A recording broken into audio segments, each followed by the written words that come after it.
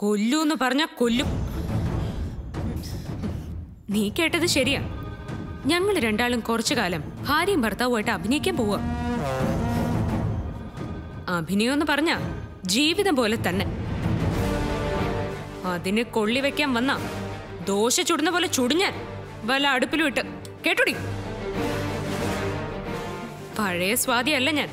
ഒന്ന് അന്വേഷിച്ചു നോക്ക് നാട്ടില്. ഞാൻ ശരിക്കും ആരാണെന്ന് നിനക്ക് അപ്പം മനസ്സിലാവും. മര്യാദക്കാണെങ്കിൽ മര്യാദക്ക്. സ്വാതിയെ ഉണ്ണാൻ പഠിപ്പിക്കില്ലേ? കളി ഞാൻ പഠിപ്പിക്കുവേ. ഓർത്തോ, ഇനി എന്റെ കുറുകെ വന്നാ ശരീരം നോവിച്ചിട്ടേ ഞാൻ വിടൂ.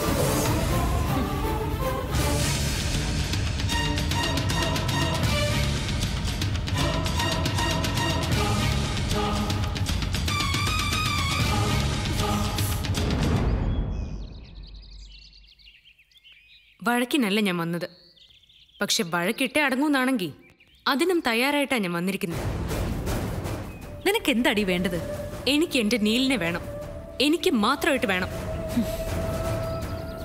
അതിന് നീയായിട്ട് തടസ്സം ഉണ്ടാക്കരുത്.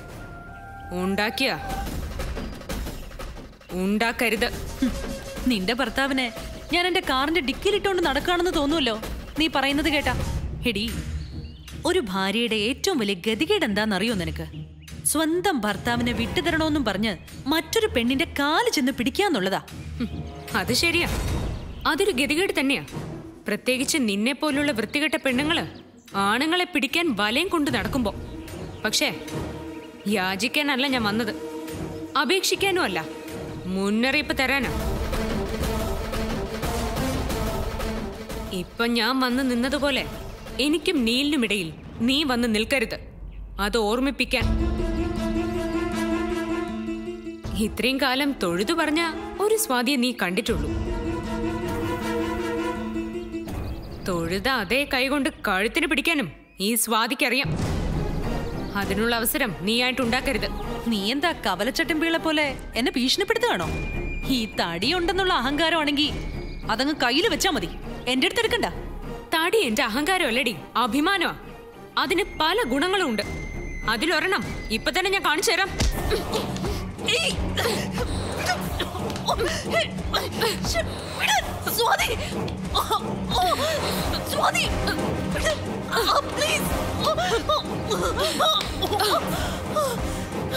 കണ്ടല്ലോ, ഇതുപോലെ പലതും ഈ തടി കൊണ്ട് ചെയ്യാൻ പറ്റും. എനിക്ക് വഴക്കിടാൻ ഒരു താല്പര്യമില്ല. പക്ഷേ പറയാനുള്ളത് ഏത് വിധിയോടും പറയണമല്ലോ, അതുകൊണ്ട് വന്നതാ.